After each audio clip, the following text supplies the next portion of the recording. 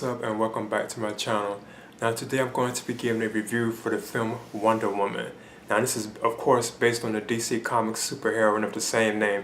Now they previously had an animated version of this film, like a Wonder Woman, but this is actually like a live adaptation of the actual Wonder Woman comic itself. So it has really no connection to that previous animated film they had, but it does share a lot of similarities to that. But anyway, this is the fourth film in the overall DC cinematic universe, where they're calling it extended universe now, which followed Man of Steel, Batman v Superman, Dawn of Justice, then you had a Suicide Squad. So this is the actual fourth film.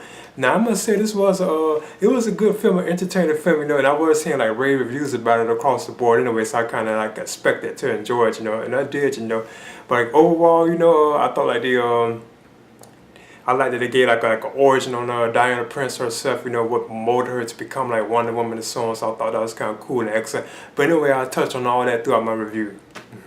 First of all, this movie is directed by Patty Jenkins, and I thought she did a good job on the look of the film, how it looks, the pacing of it and so on, I thought she did a good job on that itself, Then you have Gal Gadot returning as Diana Prince, Wonder Woman herself, because, she previously played her in Batman v Superman, Dawn of Justice, so she does return to that role in this film.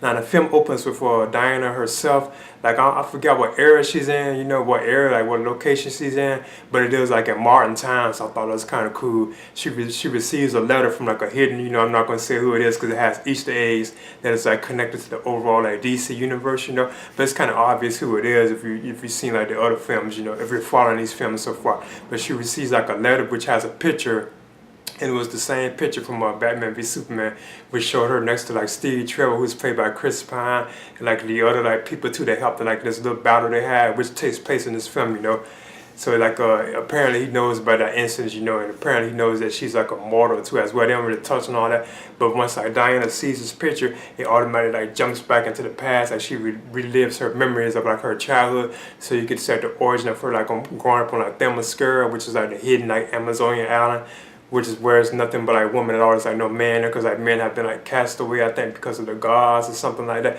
So it's an island basically full of women. So you could see Diana herself grow up as a little girl. Then she gets older, she has these guidance, other people to help her, train and stuff, And she also has her mother there too as well. I think Connie Nelson, who plays her mother, Queen Hippolyta, I think that's how you pronounce her name. I always have trouble saying it, you have her there to provide guidance, to Diana herself. Then you also have Hippolyta's sister too, who is played by Robin Wright. I'm not going to pronounce her name because it's kind of confusing. I'm not too big on the Wonder Woman universe itself, But yeah, once she actually becomes full grown Diana, and when she's actually Gal Gadot, they have other actresses playing the role itself, When she becomes her, they get into a little argument or something like that, but then she runs off, and then she sees this airplane crash into the ocean, and it turns out that it's Steve Trevor, he's supposedly, he lets them know that he is supposedly a spy, when they bring him in, and she reveals, things to him about, what's going on with Themyscira, why is there only one here and so on, But at the same time, she revealed that he has to get back to, I think London, because the Germans, they are plotting on making these gas, bombs and stuff like that, they can I think destroy something, I forgot what it was, I'm sorry, So, but at the same time, they believe that Ares is involved in this too as well. So Diana Prince, she wants to join Steve on his journey. So she wants to lead Themyscira to actually go and take out Ares. So that's basically what her plot is, she wants to go and defeat Ares. But of course, her mother, Queen Hippolyta, she doesn't want her to do that, she doesn't want her going for Steve Trevor and so on, But she does go anyway, So that's what the bulk of the film is about. Steve, he actually has to stop whatever evil forces are running, the Germans themselves, whatever they're trying to do, far as destroy, the world and so on and everything, he has to stop that. But at the same time, Diana herself, she's actually at the Ares, she has to stop Ares himself, Now, I must say this film there, it was entertaining, the opening, scenes, when they're in Themyscira, and on, once she meets Steve Trevor and they go back to London and stuff like that, I thought all those scenes were well paced and that they did it good, it's humorous, they have nice little action scenes here on the side, a scene where these people try to, I don't know if they was trying to rob Steve or not, you know, but they tried to shoot him, but then Diana used like her bracelets, you know, and she blocked all the bullets like real fast. I thought that was a cool, awesome scene, you know. But all those moments like that were like well done, very well, you know. But then once it got kind of like towards like I guess you could say the third act of the film, I feel like it kind of started like dragging in, you know. It kind of had like a slow pace to it. It was still like action in it, but it just wasn't really as good as like the first and second acts of the film themselves, you know. I thought some of the performances were weak too as well. Like Danny Houston in the film, you know, his role was kind of short. It didn't really feel like it fit, you know, like he didn't really have enough in my opinion. But it was okay, you know. Plus, like the look of like Wonder Woman herself, I thought it could. I know Gal Gadot, she looks sexy and like pretty and stuff.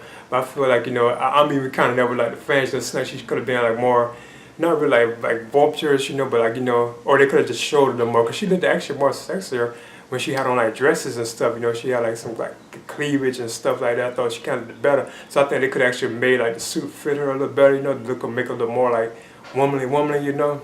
Plus, I like how they did like some of the villains in the film too as well. You know, they weren't like overblown like in Batman v Superman: Dawn of Justice. They weren't overblown like they, you know, they actually had like a, like you know, you can see them and stuff. So I thought that was kind of cool. Before I touched on that too much, it kind of spoiled, you know.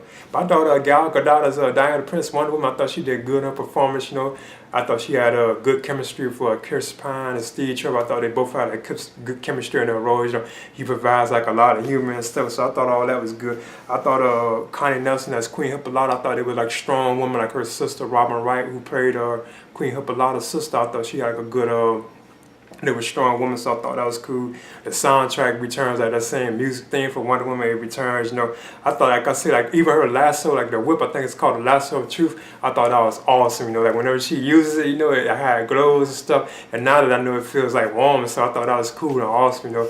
When she like whenever she's using that was cool, you know. I thought that was awesome, you know. But then this.